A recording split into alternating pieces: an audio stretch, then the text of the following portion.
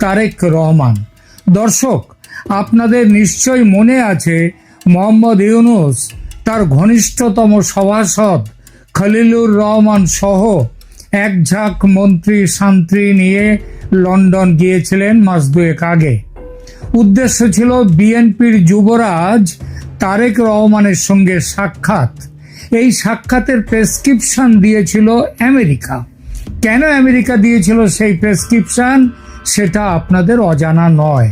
পার্বত্য চট্টগ্রামে হিউম্যান করিডরের নামে মার্কিন সামরিক ঘাঁটি তৈরি, ওই সেন্ট মার্টিনস আইল্যান্ড এবং বাংলাদেশকে উপনিবেশে পরিণত করা ছিল এই প্রেসক্রিপশনের মূল লক্ষ্য, যাতে বিএনপি বিরোধিতা না করতে পারে।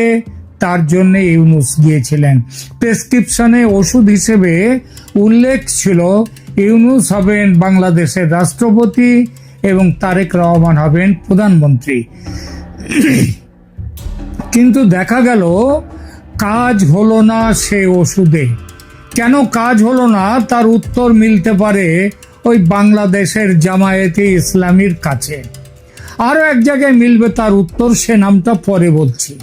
যাই হোক, যেটা দেখা গেল, লন্ডনের উদ্দেশ্যে বিমান ধরলেন যখন ইউনূস, তখন হাইকোর্ট বাংলাদেশ হাইকোর্ট তারেক রহমানকে মুক্তি দিয়েছে সব মামলা থেকে। আর যখন ইউনূসের বিমান গিয়ে লন্ডনে পৌঁছলো, ততক্ষণে হাইকোর্টের রায়ের বিরুদ্ধে আপিল করেছে সেই ইউনূসেরই সরকার। অর্থাৎ এই আপিলের উদ্দেশ্যটা কি? তারেককে ফিরতে দেয়া হবে না দেশে। এরপরে গত মাসে আমেরিকা প্রেসক্রিপশন দিতে নতুন ডাক্তার পাঠালো। ঢাকায় মার্কিন দূতাবাসের চার্জ d'affaires ট্রেসি জ্যাকবসন, তিনি গত জুলাই মাসে লন্ডনে গিয়ে দেখা করলেন তারেক রহমানের সঙ্গে। উদ্দেশ্য একই, মার্কিন স্বার্থ দেখাটা সেটা একেবারে এনশিওর করবার জন্যে তারেক হবেন প্রধানমন্ত্রী, ইউনূস হবেন রাষ্ট্রপতি। এবং তারেক রহমান শোনা যাচ্ছে ট্রেসি জ্যাকবসনকেও বলে দিয়েছেন, হ্যাঁ সেটাই হবে, আমি আমেরিকার স্বার্থ দেখব। তা প্রধানমন্ত্রী হতে গেলে তো দেশে ফিরতে হবে। তারেক ফিরছেন না কেন? ফিরছেন না বলতে পারা যায় ফিরতে পারছেন না, এইটা বলাই ভালো। কিন্তু কেন তিনি দেশে ফিরতে পারছেন না? কারণ একাধিক গুরুত্বপূর্ণ মামলা আছে তার বিরুদ্ধে। যেমন 21শে আগস্ট গ্রেনেড হামলা, ওই মামলায় তাকে তিনি ছাড় পেয়েছিলেন, কিন্তু আপিল হয়ে গেছে। এছাড়া অর্থ পাচার, 10 ট্রাক অস্ত্র মামলা ইত্যাদি। তারেক রহমান আদালতে হাজির হননি, ফলে তার অনুপস্থিতিতে বিভিন্ন সাজা ঘোষণা হয়েছে। কিছু মামলা এখনো বিচারাধীন রয়েছে। এই মামলাগুলোর বেশিরভাগেই তিনি পলাতক হিসেবে উল্লেখিত আছেন। আইন অনুযায়ী দেশে ফিরে তিনি আত্মসমর্পণ করলে সরাসরি গ্রেপ্তার হয়ে যেতে পারেন, কারণ এই সমস্ত মামলাগুলো জামিন অযোগ্য ধারায় করা হয়েছে। এই আইনি জটিলতা তার দেশে ফেরার পথে প্রধান বাধা। বিএনপির আইনজীবীরা দাবি করেন এই মামলাগুলোর নাকি অনেকগুলি রাজনৈতিক উদ্দেশ্য প্রণোদিত এবং মৃত্যুদণ্ড বা যাবজ্জীবন দেয়া হলেও পলাতক থাকায় সেসব শাস্তি কার্যকর হবে না। কিন্তু বাংলাদেশে আইন আদালতের যা হাল, সেখানে মৃত্যুদণ্ডের আসামি আজহারুল ইসলাম ছাড়া পেতে পারেন। মার্কিন দূতাবাস তারা সুপ্রিম কোর্টের প্রধান বিচারপতির সঙ্গে দেখা করে এই নির্দেশ দিতে প্রধান বিচারপতি তাকে ছেড়ে দিলেন। আর তারেক রহমান, তার কেন মুক্তি হয় না? বিশেষত ইউনূস মিয়া প্রধান উপদেষ্টা যখন নিজে তারেকের মুক্তির ব্যাপারে রাজি, তখন কেন তার মুক্তি নেই? আর হাইকোর্ট থেকে মুক্ত করার পরেও কেন সেই রায়ের বিরুদ্ধে উচ্চতর কোর্টে আপিল হলো? কে করলো সেই আপিল? স্বয়ং সরকার। সরকার তো শুধু চেয়ার নয়, সরকার শুধু চেয়ার নয়, যে বসে চেয়ারে সেই হচ্ছে সরকার। চেয়ারে বসে থাকা ব্যক্তি হুকুম দিয়েছে বলেই না রায়ের বিরুদ্ধে আপিল হয়েছে। কে বসে আছে চেয়ারে? আরে ইউনূস তো তখন লন্ডনে। তাহলে এই হুকুমটা কার আবার? ইউনূসের কুর্সি যারা ধরে রেখেছে, ইউনূসের কুর্সির পিছনে যাদের মুখ এবং ভূমিকা সবচেয়ে স্পষ্ট, তারাই, অর্থাৎ জামায়াতে ইসলামী নিয়েছে এই সিদ্ধান্ত। তারেক প্রধানমন্ত্রী হবে, আর যারা জুলাই অভ্যুত্থানে মুখ্য ভূমিকা নিয়েছিল তারা বসে বসে আঙুল চুষবে। কারণ জুলাই অভ্যুত্থান তো আসলে ওটা ছিল জামায়াতে ইসলামীর মুখ্য ভূমিকায় ছিল জামায়াত। তাছাড়া তারেকের দল বিএনপিও তো মুক্তিযুদ্ধের প্রোডাক্ট, আর মুক্তিযুদ্ধ হলো জামাতের চোখে বিষ। সুতরাং তারেক ফিরতে পারছেন না।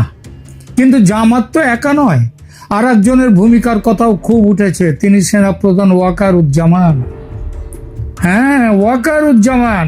তারেক রহমানের দেশে না ফেরার ঘটনায় সেনাপ্রধান বা সামরিক বাহিনীর সরাসরি কোনো ভূমিকা আছে এমন কোনো নির্ভরযোগ্য তথ্য বা আদালত অথবা রাষ্ট্রীয় স্বীকৃত অভিযোগ পাওয়া যায় না, পাওয়ার কথাও নয়।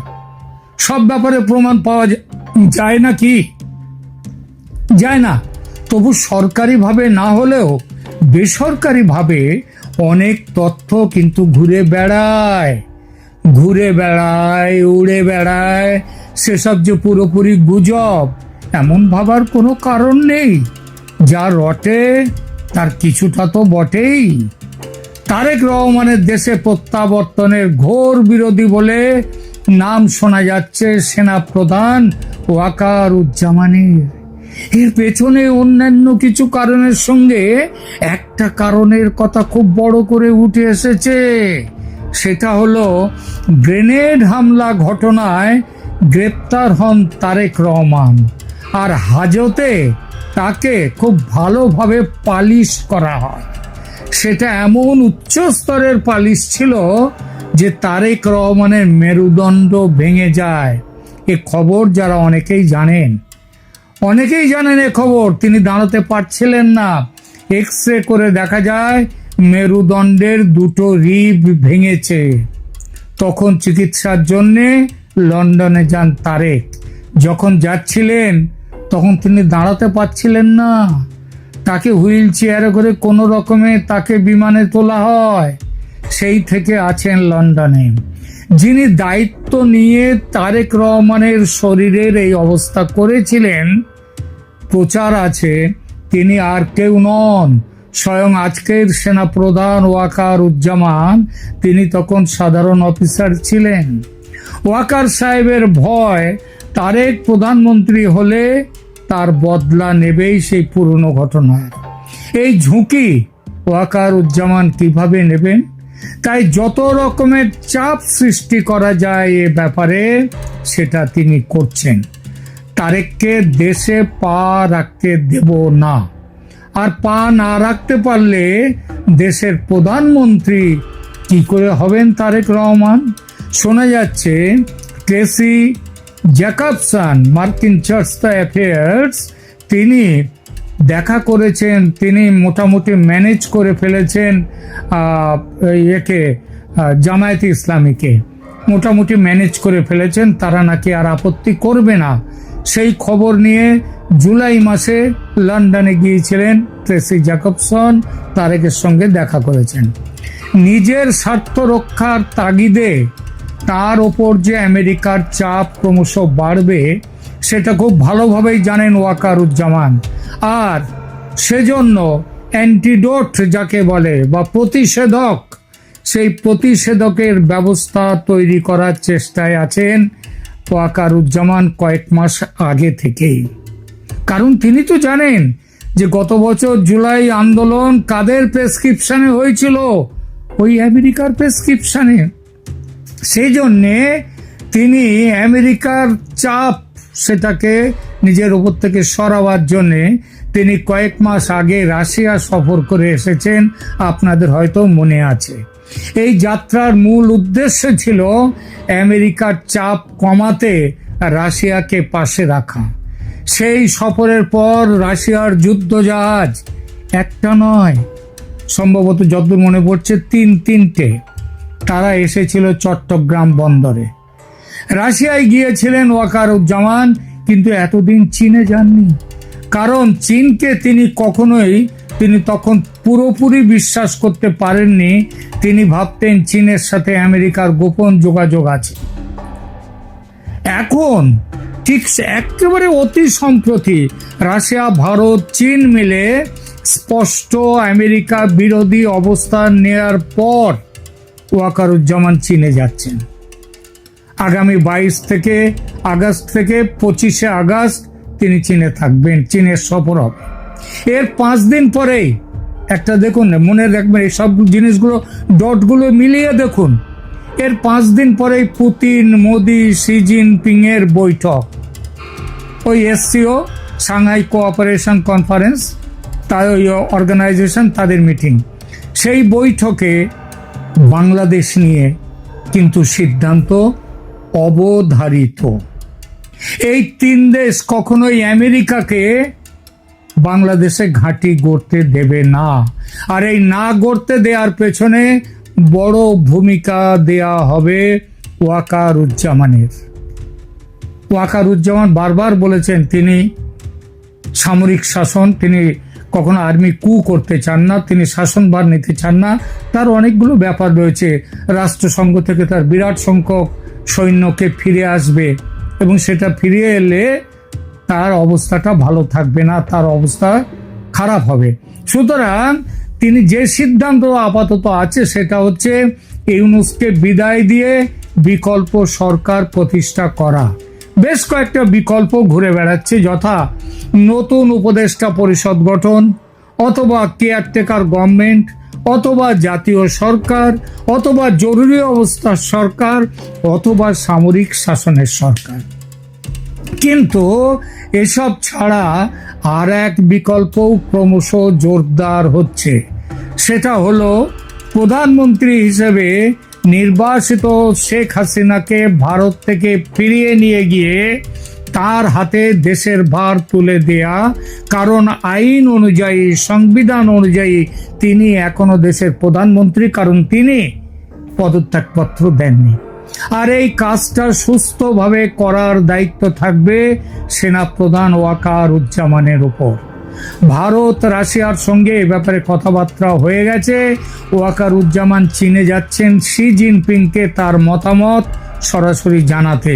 তাহলে বুঝছেন তো কেন বলেছি প্রধানমন্ত্রী হতে পারবেন না তারেক রহমান, এবং কেন বলেছি প্রধানমন্ত্রী থাকবেন শেখ হাসিনাই। এখনকার মতো এখানেই রাখছি, ভালো থাকবেন, ধন্যবাদ।